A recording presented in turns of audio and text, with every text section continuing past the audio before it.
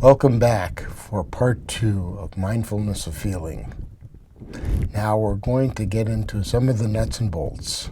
I hope you can follow along with me. So, as you know, if you've been listening to some of my other recordings, I also not only do English and Pali, sometimes some Sanskrit, but I also enjoy Chinese quite a bit. So I want to talk to you a little bit about the fact that this Mindfulness of Feeling portion of Satipatthana, also because it's such an important teaching, was translated into the Chinese in ancient times by a person who practiced in the tradition of Sarvastivadin Buddhism. So that means that he spoke Sanskrit and he wrote in Sanskrit, and then this was then translated from the Sanskrit into the Chinese. So the word that we usually associate with feeling or Vedana in Chinese is the word shou. So this word shou is a very easy word for people to identify. It's very simple, basic character. And so unfortunately, we don't know, fortunately or unfortunately, that character was not used in the Agama, in the Chinese translation of the original suttas, the Pali that were done. They used an ancient word, jue. So this word jue, this is means a combination of meaning to see something and to learn at the same time. So we're seeing and feeling, experiencing the feelings in our body, and we want to learn what they are. This word is no longer used in that way today. So mindfulness of feeling, jue, in 6 parts.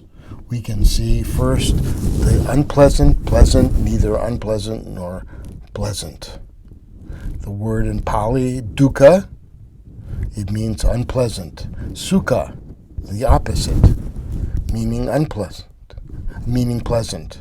And then we have adukkha, asukha, neither unpleasant nor pleasant. In the Chinese, the word ku is the word for unpleasant. Le is the word for pleasant. So we have ku jie, le jie, and then bu ku, bu le jie. For our Chinese-speaking friends, please be helpful to me by not being too critical of my tones. I do my best. Of the flesh and not of the flesh. Samisa, niramisa. Amisa itself without the S means flesh. So samisa means of the flesh, niramisa, not of the flesh. It gets translated by many different people in different ways.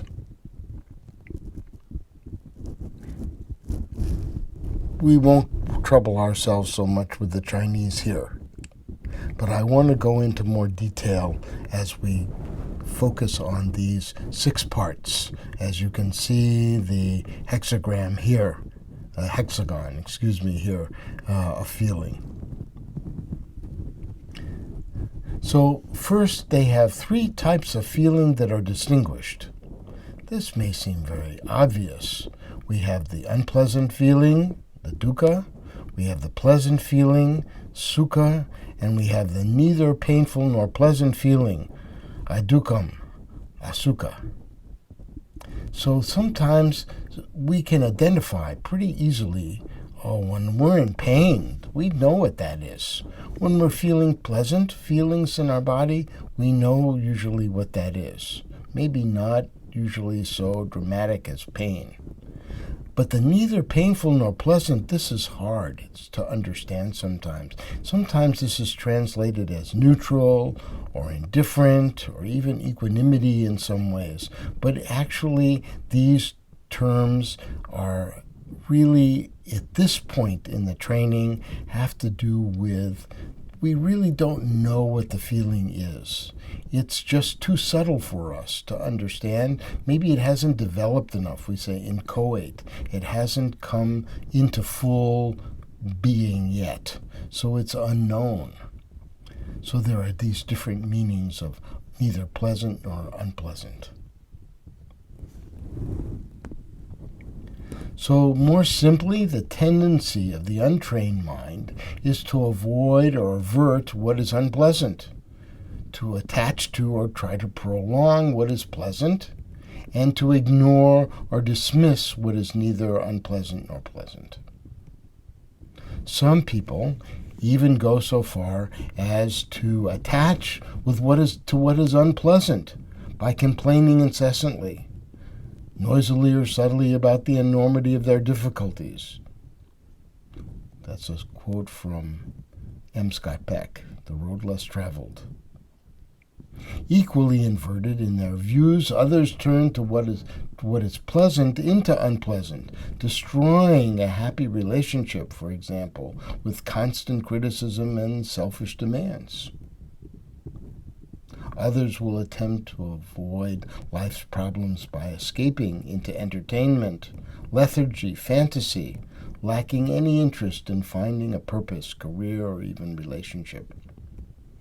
So these are some of the ways in which feelings get translated into our daily life. The first step of practicing mindfulness of feeling is to observe the bodily sensations without interference. That is, without trying to get rid of or prolong or numb out to whatever the feeling cessation might be. We practice this in mindfulness of feeling. Indeed, this is something that we do over and over again in mindfulness of feeling by going through the 32 parts of the body and recognizing we can just observe each part of the body. We can accept it. We can let it go. We observe how the body is impermanent.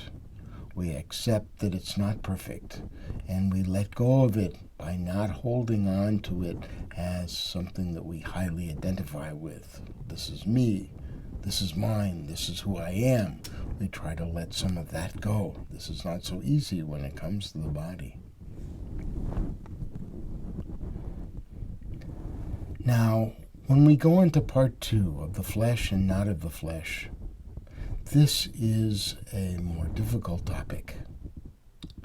So I want to divide it into these 2 parts and really focus a little bit more here in this training on mindfulness, awareness of the flesh.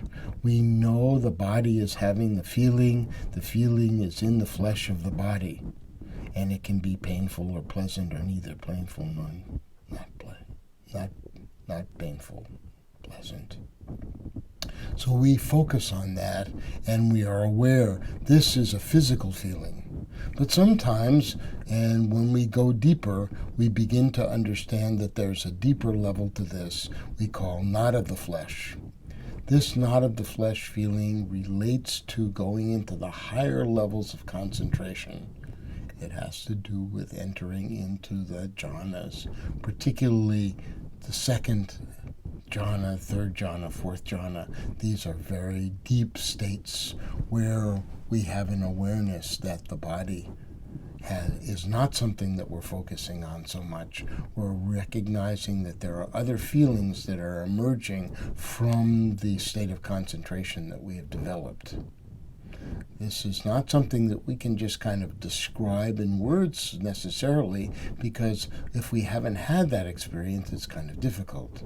This is why in mindfulness of the breath, anapanasati, when we enter into the second tetrad, a person needs to have already been able to attain this higher state of mind, of concentration. That means that they have gone through, from the Chinese perspective, the 9 abiding minds. The mind of being able to practice, know the value of practicing, continuing the practicing, going into calm abiding, being able to abide nearby, as they say, harmonized abiding. Then we go into quietude, and then into supreme quietude, then into the stages of greater, deeper practice, all the way into stabilization. So one-pointedness into stabilization. This is very, very important. Beginning one-pointedness. There's a higher level even of one-pointedness.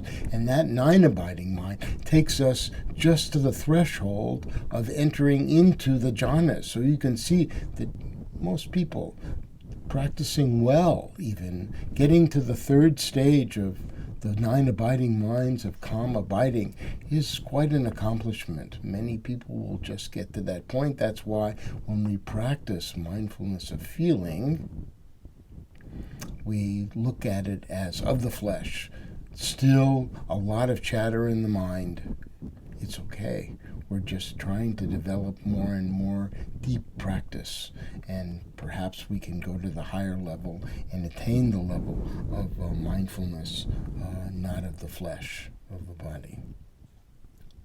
So this of the flesh and not of the flesh feelings are sensations that are related to the 5 senses, to the eye, ear, nose, tongue, and body. And the not of the flesh are present in the higher levels of concentration, of joyfulness and happiness that's generated from within. So there are unpleasant and neither pleasant or unpleasant feelings, both of the flesh and of not of the flesh. Suffice it to say that most of us are just going to be aware of their body, these sensations. So I want to go more into this topic much later in our practice. But for right now, we're going to just conclude and then in the next section talk about the other portions of mindfulness of feeling. Again, this practice is found in the meditation that you'll be able to practice also in this sequence. So thank you very much. I look forward to talking with you further.